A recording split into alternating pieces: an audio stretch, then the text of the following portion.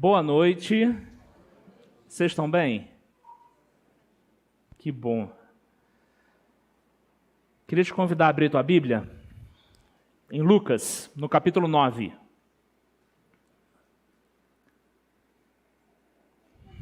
Lucas, capítulo 9. Nós vamos conversar um pouco sobre a afirmação que é a estrutura básica de toda a igreja que existe na face da terra, que é a resposta de Pedro a Jesus, dizendo: Tu és o Cristo de Deus. É sobre isso que a gente vai conversar, é sobre a estrutura do que isso significa, e é sobre isso que nós vamos orar agora. Eu vou te convidar a baixar a sua cabeça, tirar um momentinho para orar. Eu queria, antes de eu encerrar esse momento de oração, finalizá-lo orando, eu queria que você, por 30 segundos, 40 segundos, ficasse bem quietinho, tentasse afastar a tua mente do que tem lá fora, dos problemas, das complicações, até mesmo das alegrias que estão lá fora. E vamos orar junto para que o Espírito Santo trabalhe a nossa mente, para que Ele tenha total liberdade para falar conosco, para confrontar naquilo que a gente precisa ser confrontado, para consolar naquilo que nós precisamos ser consolados. Que a liberdade de agir em nossa vida seja toda dele e não tenha nada a ver com a minha pessoa que está aqui transmitindo o texto. Amém? Vamos orar?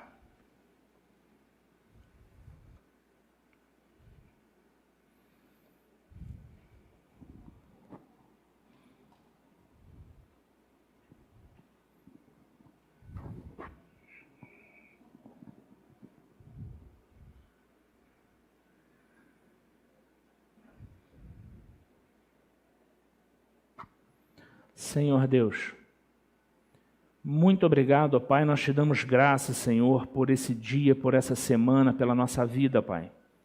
Senhor, nós somos conscientes de que se Tu não estiver conosco, nós não somos nada. Senhor, todos nós aqui, Senhor, temos questões lá fora, meu Pai, e que muitas das vezes elas vêm na nossa mente e nos atrapalham. É sobre isso que nós oramos agora, ó Pai. Nos ajuda a concentrar nossa mente na Tua Palavra, a dar a liberdade que Teu Espírito Santo quer de trabalhar em nossas mentes. É isso que nós oramos, em nome de Jesus. Amém.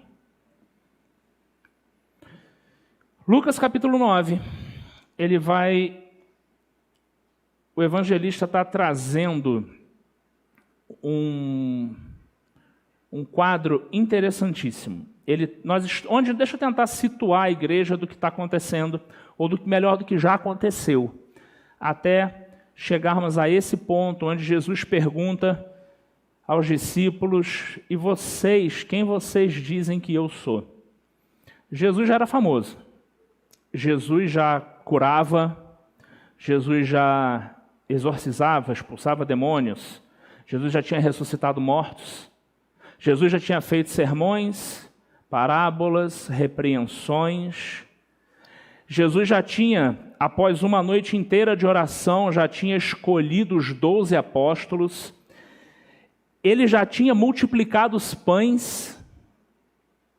Eu acho que só do fato de ter multiplicado os pães já era fama o suficiente, né? E era muito legal que ele também já tinha enviado os seus apóstolos. Eu vejo esse envio dos apóstolos, dos seus discípulos que ele faz, parece que é um estágio, sabe? Tipo assim, eu estou por aqui, se der ruim, eu ainda estou por aqui. Vai lá, faz do jeitinho que vocês já viram eu fazer. Eu estou dando, Jesus dizendo, eu estou dando autoridade para vocês fazerem. E aí os 12 saem e eles fazem tudo aquilo em nome de Jesus. Eles saem pregando, curando, fazendo milagres em nome de Jesus. E eu fico imaginando, eu vejo muito desenho animado. Tem gente que gosta de desenho? Sim, adoro desenho, então eu fico, na escola da EBD, a gente fica de vez em quando dando umas viajadas, né? E quando eu estou lendo os textos, eu tento ficar fazendo essas ilustrações na mente, eu fico imaginando aqueles 12, voltando um tempo depois para conversar com Jesus, tipo assim, Jesus, aqui, deu certo, deu certo. E Jesus falando para ele assim, eu sei que dá certo, eu fiz, mostrei para vocês, expliquei como faz, dei a minha autoridade para que vocês façam. E aí eu imagino um cara tipo Pedro falando assim, não, Jesus, tu não está entendendo, deu certo mesmo, sabe? Alguém já fez já passou por isso? Você vai às vezes ou na faculdade ou num curso e você aprende a fazer alguma coisa e a pessoa ensina e fala assim, ó, quando você fizer assim, vai dar assado. Só que chega uma hora que você tem que ir para a prática fazer aquilo, não tem? Aí você vai para a prática e às vezes aquilo nem é tão óbvio quanto parece. Mas aí você executa certinho aquilo que o curso te ensinou. E você vê que dá certo. Você volta com uma segurança para o meio da turma e você meio que você fala assim, não, ô Luísa, dá certo. Aí a Luísa fala assim, não, eu sei que dá certo. Não. Eu também sei porque eu tirei A também na prova, mas não é mais a prova. Eu sei que dá certo porque eu fiz. Dá certo mesmo, de verdade. Acredito que é com esse ânimo que os discípulos voltaram, ali encontraram com Jesus e participaram então daquela multiplicação dos pães. O que eu quero dizer com isso? Já tinha muita coisa acontecido até esse momento em que a gente chegou aqui. E uma coisa é muito importante, eu quero ler com vocês, está em Lucas 9, do verso 7 ao 9, antes de nós chegarmos onde nós queremos chegar. Olha que interessante, Lucas 9, do verso 7 ao 9. Aqueles discípulos estão passando por todo lugar, pregando o evangelho, fazendo as curas, fazendo os milagres. E aí o verso 7 diz assim, Herodes, o tetrarca, que era o governador, né, ouviu falar de tudo o que estava acontecendo e ficou perplexo, porque algumas pessoas estavam dizendo que João tinha ressuscitado dos mortos, outros que Elias tinha aparecido, e ainda outros que um dos profetas do passado tinha voltado à vida. Mas Herodes disse, não, João eu decapitei. Quem, pois, é este de quem eu ouço essas coisas? E começou a procurar, a entender, procurar saber quem era esse, o que estava acontecendo. Primeira questão que eu queria colocar aqui. Quando os discípulos de Cristo recebem a missão, entendem a missão, mas saem da sua zona de conforto da teoria e vão para a prática fazer aquilo que Jesus mandou fazer, alguma coisa acontece. Sim ou sim? Sim. Alguma coisa acontece. E alguma coisa acontece e aquela atmosfera muda. Quando eu digo alguma coisa acontece, eu quero dizer que quem não sabe o que está sendo feito, no mínimo percebe. Está acontecendo alguma coisa. Por exemplo, alguma coisa tem acontecido no teu trabalho? Vamos começar refletindo, depois no final a gente pensa de novo nessas questões. Alguma coisa tem acontecido na tua fábrica, no escritório, junto com seus colegas de trabalho, na sua repartição, porque você é cristão e está lá? Às vezes as pessoas nem sabem o que é, mas a atmosfera mudou porque você, filho de Deus, cristão, está lá. Sua rua, seus vizinhos sentem algo diferente, percebem algo no ar que eles não sabem bem o que é, porque você mora lá, seu prédio de repente, pensa assim, caramba, você percebe que a coisa está diferente? Como igreja, o Bingen está respirando algo diferente. já é palpável para as pessoas que não estão aqui dentro do templo. Está acontecendo alguma coisa, tem alguma coisa aqui no Bingen, eu não sei bem o que é. Porque se não está acontecendo, a gente tem que preocupar. Fábio, não tem nada acontecendo no meu trabalho, não tem nada acontecendo no meu prédio, não tem nada acontecendo onde eu jogo futebol, não tem nada acontecendo na escola, não tem nada acontecendo na minha vizinhança, não tem nada acontecendo no bairro, não tem nada demais acontecendo em Petrópolis, não tem nenhum governante se perguntando o que está acontecendo aqui, por que isso está desse jeito. Se não está acontecendo, tem alguma coisa que deveria estar acontecendo e não está no lugar certo. Você consegue entender? Eu tenho muitas conversas com o Thiago, assim, que a gente vai dividindo algumas crises, né? Porque aí eu fico mais feliz, porque eu sei que a crise não é só minha sozinho e eu não sou um cara tão problemático quanto eu pensava. E aí, às vezes, a gente está conversando, eu falo assim, cara, por que as coisas em Petrópolis são assim? São 21 igrejas em Petrópolis. E vamos falar a verdade, dos últimos anos para cá, o número de homicídios em Petrópolis diminuiu? O número de tráfico de drogas diminuiu? Vamos esquecer a casa dos outros, vamos falar da nossa casa? Há 3 anos a Igreja Batista do Bingen está colocada nesse local. Por conta disso, o bairro Bingen é um bairro melhor do que antes? Perturbador essas perguntas, não é? Isso tem que perturbar a gente. Porque se não perturbar, significa que elas já não fazem a menor diferença. O legado deixado por Jesus, eu estou deixando uma coisa que não é para mim, eu estou achando que é para o Robinho. E o povo não está vendo muito porque está começando por baixo, né, Robinho? Um segundo ponto dessa atmosfera que eu acho importantíssimo a gente ressaltar é que já havia uma multidão que, quando sabia que Jesus estava chegando, já queria ir até Jesus. Quando Jesus se apresentava, aquela multidão avançava. Só que sabe o que é perturbador? Uma grande multidão, um grande movimento em torno do mestre, mas não faziam ideia do que o mestre era. Porque o que eles diziam eram coisas desencontradas e coisas de talvez pessoas religiosas que até conhecessem a letra, mas que não faziam ideia de quem Cristo era. Porque ele vai perguntar isso no verso 18 e 19. Vamos lá comigo? Herodes já falou, eu estou ouvindo aqui que é João Batista e João Batista não é, eu estou ouvindo que é um profeta, eu estou ouvindo que é Elias. E depois daquela multidão toda, daquilo tudo acontecendo, Jesus, depois de orar, no verso 18, em particular, estava com seus discípulos.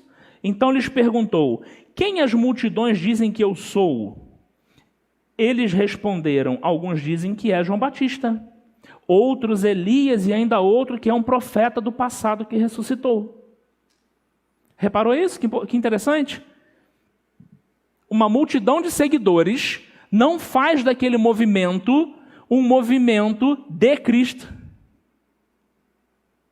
Não é esquisito? Eu tenho muito desejo no meu coração que essa igreja a gente tenha que fazer galerias, tenha que comprar um prédio novo e que tenha aqui 1.000 pessoas ou 5.000 pessoas e que a gente tenha que fazer 5 cultos no fim de semana, porque não cabe. É muito culto, né? Mas vai ter mais pastor. E a gente vai... Gente, quem ficaria assim em êxtase vendo isso acontecer? Mas você compreende que isso não é o sinal de que Petrópolis, o Bingen, está sendo impactado? Porque isso pode ser um movimento de um número enorme de pessoas se relacionando bem, vivendo de uma maneira legal, recebendo materialmente coisas interessantes, mas que na verdade não conhecem a Cristo. Não sabem sequer dizer quem Ele é. Mas continuam seguindo, continuam no bolo. E a cidade e o Bingen não estão sendo afetados. E também é interessante notar que se nós formos, como a gente vê depois em Atos, 120 pessoas cheias do Espírito Santo, impactadas pela obra de Cristo, querendo fazer a obra de Cristo, nós alcançaremos o mundo. Você entende que a matemática de Deus e a nossa não tem muito a ver? Não tem nada a ver. Eu acho que o pessoal que faz o Crescer comigo, a coisa que eles mais escutam e que a gente mais conversa. Toda vez que a gente termina um Crescer, a gente chega a uma conclusão. Tem nada a ver com a gente. Se deu certo, não é a gente. Porque essa é a realidade. A gente pode ser um monte de gente cantando bem, pregando bem, falando bem, com igreja bonita, com som legal, com iluminação, e vazios daquilo que importa estar cheio. Depois de fazer essa pergunta, a gente tem que perguntar, poxa, mas por que essa gente toda estava lá com Cristo? Cristo estava ali. E eles não sabiam dizer o que ele era, quem ele era. E eu chego a uma conclusão. É porque essa gente não tinha nenhum interesse em seguir a Cristo. Essa gente que não sabia quem Cristo era, não estava nem aí para ouvir o que Cristo estava dizendo, receber em si a mensagem do Cristo e mudar aquilo que era necessário mudar quando Cristo dissesse que era para mudar. Eles estavam interessados nas bênçãos materiais. É muito diferente hoje? Talvez eu esteja na igreja porque meu casamento está mal. E eu quero um bom casamento. É errado querer um bom casamento? Não. É certo, queira um bom casamento, lute por um bom casamento. Mas Cristo não é o bom casamento. E uma infinidade de outras coisas que podem desviar a nossa mente do que realmente é Jesus. Quando a gente vai continuar a leitura, e eu imagino que Jesus olha para os discípulos, para os mais próximos, e ele ouve deles que um diz que você é isso, outro aquilo. Jesus virando para eles dizendo assim, tá, mas e vocês? Vocês estão mais perto de mim, vocês estão andando comigo, vocês estão me ouvindo além de usufruir dos benefícios de milagres, curas e tudo mais. Vocês que estão comigo, quem vocês dizem que eu sou? Sabe o que é legal? Jesus não... Lembra que eles acabaram de sair, né, numa missão de pregação, curas e tudo mais. E a pergunta de Jesus para eles não foi assim, o que vocês pensam que eu sou? Ou o que vocês entendem que eu sou? O que ele perguntou para eles é, o que vocês dizem que eu sou? Porque eles são perguntados quem eu sou e eles não sabem responder. Eles falam que eu sou outra coisa. Mas e vocês? Quando perguntam a vocês, quem é esse que vocês estão seguindo? Quem é esse Pedro que te deu essa maluquice na cabeça de pegar uma empresa que fez uma pesca que você nunca tinha feito na vida, que te deixou rico, e você larga tudo e sai andando atrás desse cara? Quem é ele? E eu imagino Jesus perguntando, tá, e aí, gente? Vocês saíram andando por aí com o poder que eu dei a vocês. Certamente, quando vocês usaram o meu nome, perguntaram a vocês, mas que Jesus é esse? O que vocês dizem? O que vocês professam? O que vocês declaram a meu respeito? E aí, Pedro faz a declaração sobre a qual a nossa igreja é fundada, né? Que é, tu és o Cristo de Deus. Essa resposta de Pedro hoje, muitas das vezes, quando a gente lê um texto, provavelmente você já leu esse texto várias e várias e várias e várias e várias vezes. Mas quando Pedro falou, tu és o Cristo de Deus, os discípulos balançaram a cabecinha dizendo, é isso aí que Pedro falou. E Jesus ouviu a declaração de Pedro, o que aconteceu, o que foi expresso ali, foi algo muito profundo, muito profundo. Eu queria te convidar a ir comigo lá em Hebreus 9. Nós vamos ler do verso 11 ao 15, para a gente poder ter a mesma compreensão de que Pedro tinha ao dizer o Cristo de Deus, de ter a mesma compreensão que os outros discípulos tiveram quando ouviram o Cristo de Deus. Hebreus 9. O escritor de Hebreus, ele faz uma...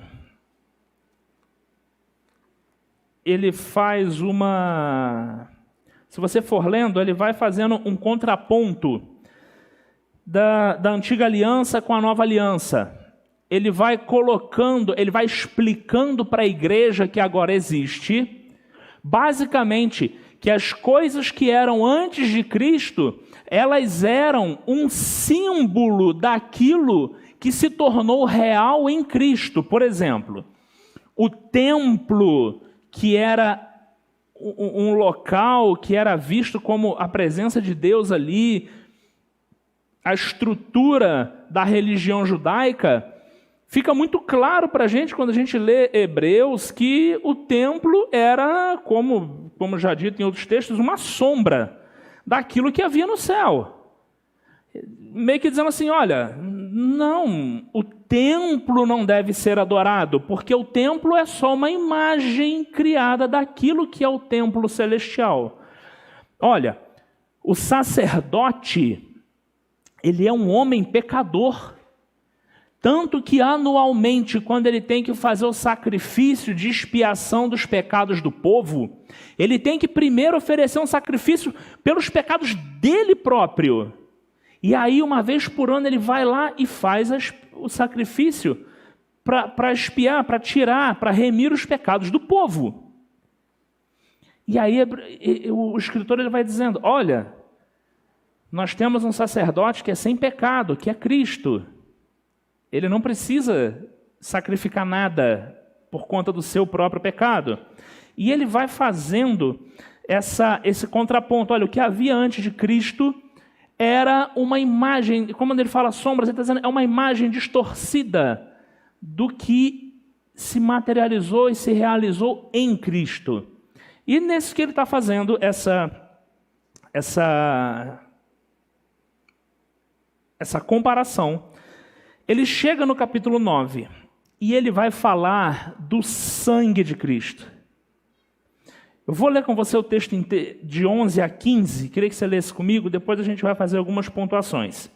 Quando Cristo veio como sumo sacerdote dos benefícios agora presentes, ele adentrou o maior e mais perfeito tabernáculo, não feito pelo homem, isso é, não pertencente a esta criação, não por meio de sangue de bodes e novilhos, mas pelo seu próprio sangue, ele entrou no lugar santíssimo, de uma vez por todas, e obteve eterna redenção. Ora, se o sangue de bodes e touros e as cinzas de uma novilha espalhadas sobre os que estão cerimonialmente impuros os santificam de forma que se tornam exteriormente puros, quanto mais o sangue de Cristo, que pelo Espírito eterno se ofereceu de forma imaculada a Deus, purificará a nossa consciência de atos que levam à morte, para que sirvamos ao Deus vivo. Por essa razão, Cristo é o mediador de uma nova aliança, para que os que são chamados recebam a promessa da herança eterna, visto que ele morreu como resgate pelas transgressões cometidas sob a primeira aliança. O que esse escritor está falando a respeito do Cristo? Primeiro, a gente tem que sempre entender, quando ele vai falar que nós estamos Quer ver? Ele fala aqui, verso 14, quanto mais o sangue de Cristo, que pelo Espírito Eterno se ofereceu de forma imaculada a Deus, purificará a nossa consciência de atos que levam à morte. Sabe por quê? O que é dito sobre a lei, muita gente às vezes confunde um pouquinho, achando que no Antigo Testamento os hebreus, os judeus, o povo de Deus, né, eles alcançariam a salvação cumprindo a lei. Eles cumpririam a lei direitinho e seriam salvos. O Novo Testamento diz assim, olha, não é por aí não. A lei, ela veio, na realidade, para tornar oficial, para mostrar, para clarear o entendimento de vocês a respeito do que é pecado. E agora vocês não têm mais desculpa. A lei, ela vem dizer assim, não, isso é pecado. Tipo, todo mundo sabe que se você passar na frente da igreja aqui correndo a 150 km por hora é muito perigoso. E até errado. Você fala, não, é errado, pode dar um monte de problema. Mas se não tem uma lei dizendo isso, você pode até se arriscar a passar e dizer assim, tudo bem, só passei. Agora, quando vem uma lei e diz, olha, 40 quilômetros, você se torna consciente do ato da infração. E é isso que a lei é para os homens no Antigo Testamento. A lei traz a condenação. Por quê? Porque ela torna consciente os erros. Uma vez dito isso, ele recorre à imagem do que era feito no santuário. Olha, uma vez por ano um cordeiro tinha que ser morto. E tinha que ser feito isso para que o povo tivesse seus pecados perdoados. Ainda bem que era uma vez por ano, né? Porque se fosse toda vez que o povo pecava, eu não sei onde eles iam arrumar tanto bicho. Igual a gente, né? A gente ri deles, né? Mas é igual. A grande questão de colocar Jesus como aquele que inaugura um novo momento de relacionamento com o homem é a figura do Cordeiro, porque agora se diz assim, não é mais necessário esse ato ritual, porque ele nunca foi suficiente. Sangue de animal nenhum, em quantidade nenhuma, nunca foi, nunca seria e nunca será suficiente para tirar pecados. Você lê isso se você continuar lendo até o capítulo 10. Ele vai dizer, mas então, aquele que era sem pecado, aquele que não tinha motivo para morrer, ele assumiu todos os pecados da humanidade em si. Desde o pecado de Adão ao último homem que pecar antes de Cristo voltar. É muito pecado. Você entende? Que não é o pecado daquela galera que estava viva. É o pecado da raça humana. Ele está dizendo assim, olha, o sangue de Cristo é tão poderoso que foi capaz de, uma vez ele próprio oferecido como cordeiro, funcionou. E funcionou para todos. Então, ele vai dizer ainda aqui que Cristo, como mediador da nova aliança, a partir do entendimento, ok, agora eu entendi que aquele trato do Antigo Testamento não é mais válido, porque Cristo terminou aquilo nele mesmo, se oferecendo como o Cordeiro, e ele inaugura agora uma nova aliança.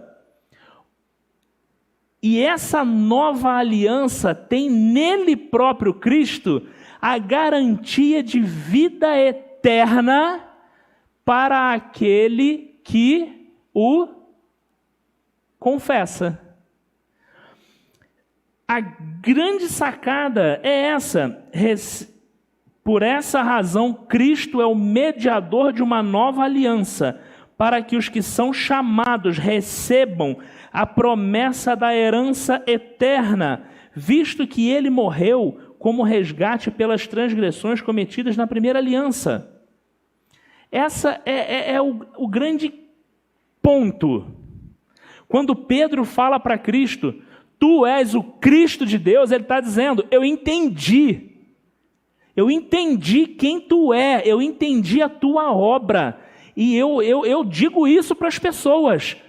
Quando as pessoas, eu chego num lugar, as pessoas estão muito atabalhoadas, dizendo, talvez seja esse ou aquele que está fazendo isso, ele diz, não, ele está dizendo assim, não, eu não falo isso, eu não sou desses que andam falando que tu é qualquer coisa, eu falo para eles, não, tudo isso está sendo feito, porque um novo tempo começou, o Cristo de Deus veio ao mundo, morreu, sangrou, e o sangue dele inaugurou uma nova forma de se relacionar com Deus.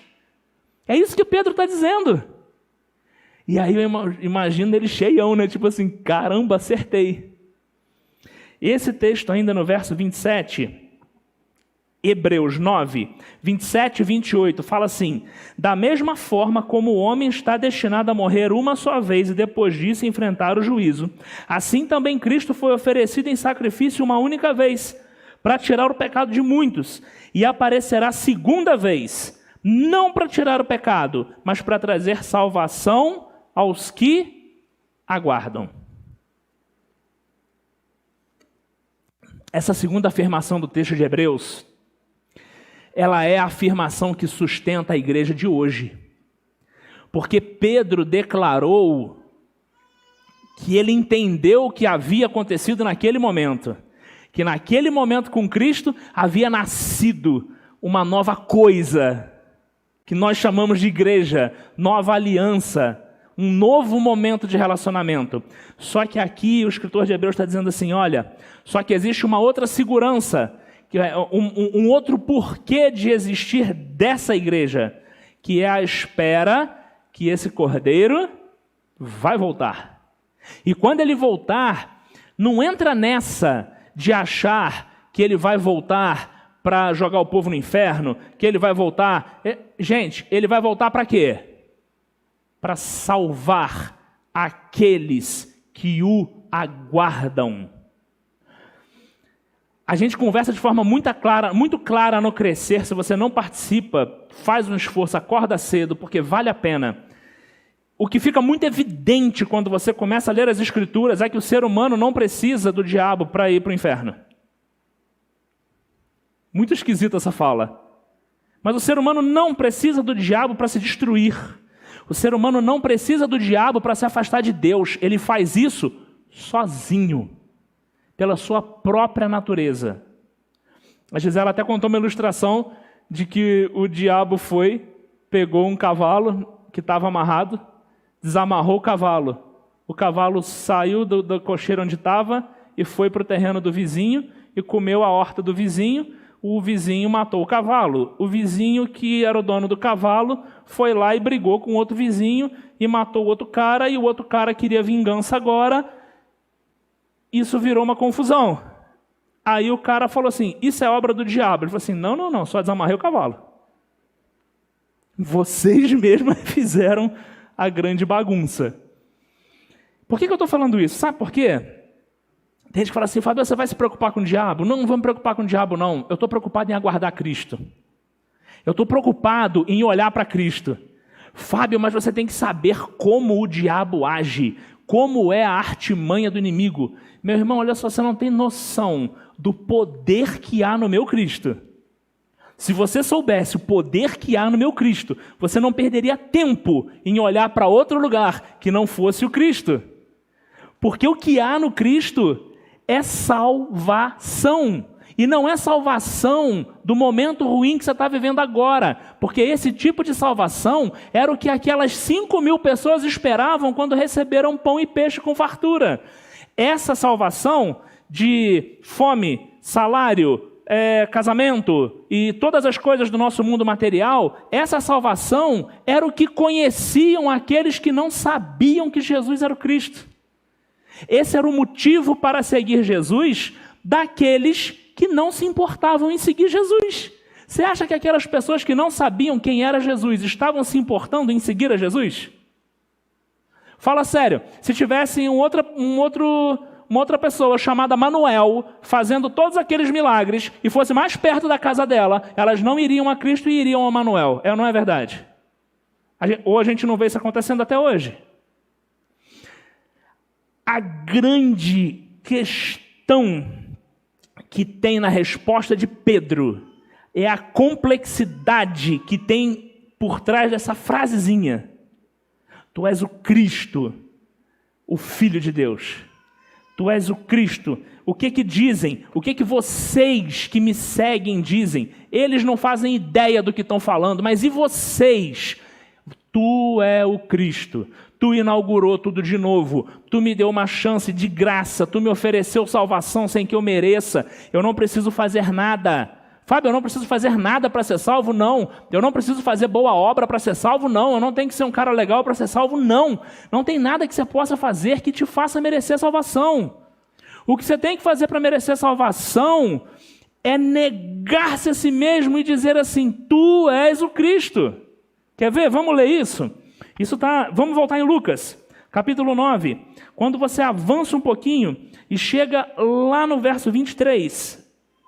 A partir do verso 23 de Lucas 9 diz assim, Jesus dizia a todos, se alguém quiser acompanhar-me, olha que interessante, não é se alguém quiser ter um milagre, se alguém quiser ter uma cura, se alguém quiser ter, ou se alguém quiser ter, não é isso, é se alguém quiser acompanhar-me, se alguém quiser andar comigo, se alguém quiser viver comigo, negue-se a si mesmo.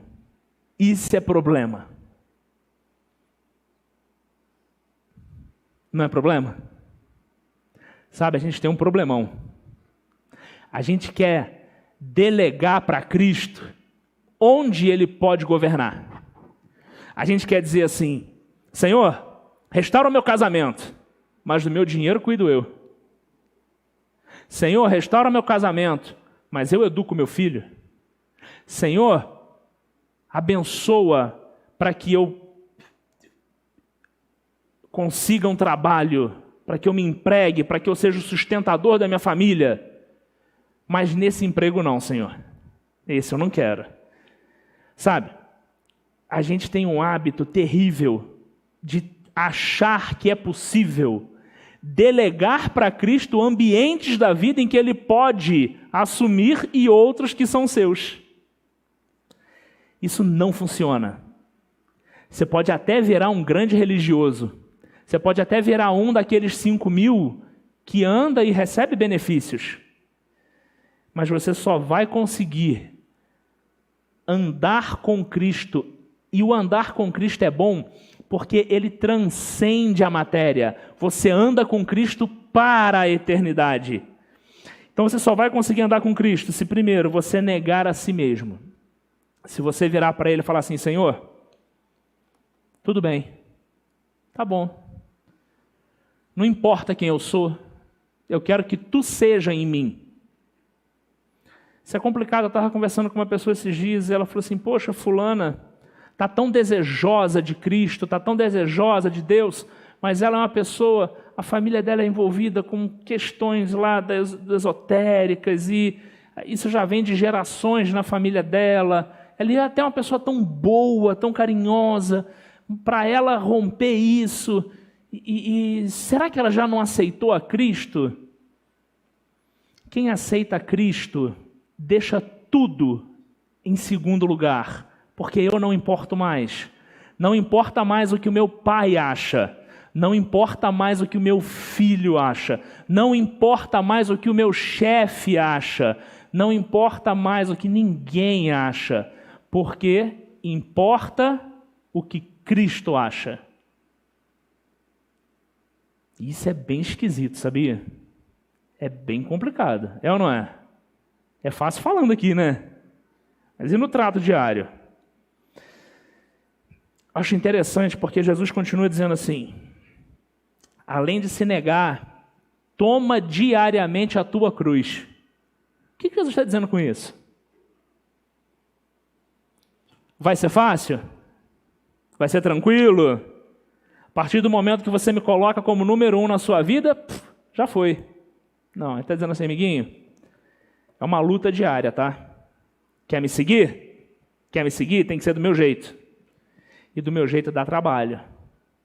Do meu jeito, você vai enfrentar complicações. Tá bom, desculpa. Você vai enfrentar, você vai ter enfrentamentos diários. E me segue. É o que ele diz, me segue. E seguir é andar para onde ele anda. É você ter a coragem de, antes de aceitar uma proposta de emprego, perguntar a Jesus, é para lá que tu vai andar? Porque eu só vou se tu for andar para lá. Se tu não for andar para lá, eu não vou. É fácil dizer, eu estou empregado. Mas e se você está com a sua família passando necessidade? Você agarra a primeira coisa que vem? Ou você vira para Cristo e fala assim, Cristo, eu entendi quem tu é, a minha vida é tua, eu só vou se tu for. Só vou para onde tu for, só vou contigo. Esse é o desafio, é viver Cristo. Não é só dizer Cristo. Começa por dizer Cristo, mas passa a viver Cristo. E assim ele mesmo diz no verso 24, pois quem quiser salvar a sua vida, a perderá. Mas quem perder a sua vida por minha causa, este a salvará. Você tem medo do que vão achar, do que vão dizer, se você assumir que Cristo é o Rei, é o domínio da tua vida? Desculpa, Jesus não vai voltar para salvar você. Muito difícil falar isso. Não adianta você ser bonzinho. Não adianta o seu intelecto ter entendido tudo isso. Se a sua posição de vida não for essa, de virar Cristo, para onde tu for, eu ando. Até a eternidade eu vou contigo. Não importa o que aconteça, eu vou contigo, eu ando atrás de tu e eu não largo mais. Eu estou te aguardando, é o que nós lemos em Hebreus. E Hebreus diz, eu vou voltar para aqueles que me anseiam, para aqueles que me aguardam. É para esses que eu vou voltar. Fábio, o que vai acontecer com os outros? Eu estava numa discussão teológica algum tempo atrás. E os caras falando sobre o inferno, se o inferno é quente, se o inferno não é quente, se o inferno é embaixo da terra, é em outra dimensão. Hoje tem tudo, né? A Marvel ajudou a gente, né? Criou a ideia do multiverso, né? Aí eu naquela confusão, eu falei para os colegas, eu falei, gente, me perdoa. O inferno pode ser até no Caribe, irmão. Se Deus não estiver lá, é inferno. Porque o homem sozinho, ele vai fazer daquele troço o inferno. Inferno é uma existência longe, afastada de forma irreversível de Deus. Então o que Jesus está dizendo é, gente, não importa o que ele seja, eu vou voltar e eu vou salvar aqueles que estiverem me aguardando. Se ele vai salvar, significa que o contrário de salvar não deve ser uma coisa muito boa, né? E aí ele vai continuar dizendo assim, que adianta o homem ganhar o mundo inteiro e perder-se ou destruir a si mesmo? Se alguém se envergonhar de mim e das minhas palavras, o Filho do Homem se envergonhará dele, quando vier em glória e na glória do Pai e dos santos anjos. Eu acho interessante que os discursos de Jesus, os discursos dos apóstolos, o discurso de Estevão, são discursos carregados de realidade. Não são discursos carregados de oratória. Não são discursos carregados de coaching para te agradar, para dizer que você é o cara mais incrível, que você é e você pode ir. Não. Os discursos de Jesus são discursos diretos, porque eu entendo Jesus olhando e falando assim, o meu tempo na terra está passando, eu tenho que dizer a verdade e tenho que dizer rápido, para que as pessoas conheçam, para que as pessoas conheçam. E esse é o nosso papel. Nosso papel é esse, é estar aqui pregando para milhares e milhares de pessoas que podem estar nos assistindo, dizendo, olha, veio ao mundo um chamado o Cristo de Deus, que inaugurou tudo isso e quer salvar. Só que ele tem condições de salvar. Ele não salva de qualquer maneira. E essas são as condições, é isso que ele apresenta.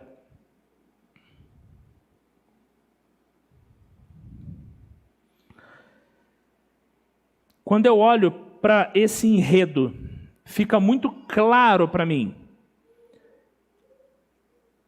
que há a necessidade em meio a uma grande multidão ser aquele que se relaciona com Cristo em outro nível, além da matéria. Aquele que se relaciona com Cristo por quem Ele é. E quem Ele é? Me ajuda, gente. E quem Ele é? O Cordeiro de Deus. Aquele que se relaciona com Cristo, o declarando o Cordeiro de Deus, aquele que fez o sacrifício, aquele que vem salvar, é com esses que Cristo se relaciona. E o relacionamento é tão profundo que as coisas do mundo são colocadas em segundo plano. Lembra quando Paulo fala? As leves, as pequenas aflições dessa vida não se comparam com a glória que há de vir. Só que depois você lê quais são as pequenas aflições de Paulo. Ele já foi quase morto algumas vezes. Então, quando você olha certezas como essa de Paulo, certeza como a história conta, mostra Pedro virando no final da sua vida, quando aquelas pessoas falam assim, crucifica esse Pedro, ele não é cristão, crucifica ele. Ele fala para as autoridades, eu não sou digno de ser morto como meu mestre. Eles falam, então vira ele de cabeça para baixo. E ele morre feliz. É uma maluquice. Mas essa doideira, essa coisa que não é compreendida, ela não é compreendida aos olhos da matéria.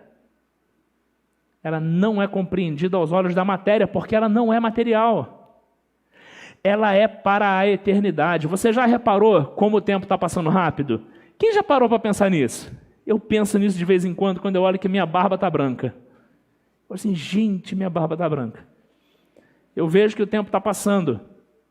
E eu vejo quão bobo é nos apegarmos a ser melhor do que outra pessoa.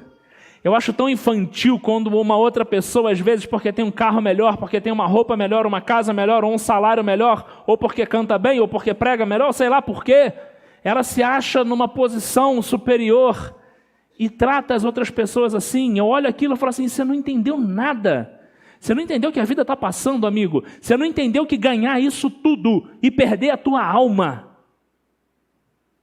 é terrível. Você não entendeu ainda. Você não entendeu que vale a pena abrir mão da sua própria vida. Considera o tempo.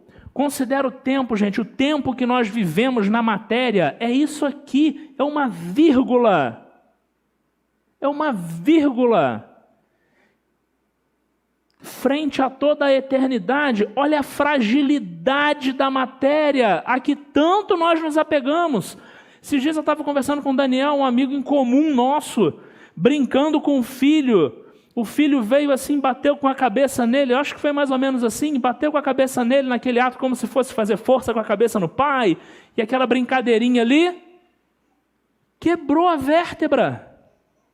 E foi correndo de ambulância para o hospital e aquela confusão. Gente, olha a fragilidade da coisa. Não vale a pena abrir mão da eternidade pelas migalhas do mundo material, pela aprovação de quem está à frente, atrás ou do lado. Isso é uma grande bobagem, isso é uma grande ilusão na nossa cabeça. É isso que eu vim falar com esse texto para você.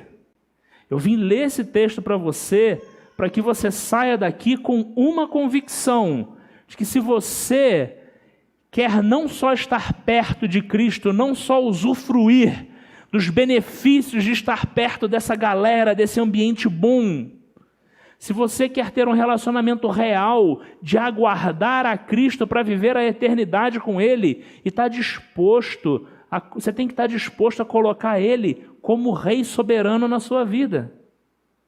E você larga tudo. E sabe o que é legal?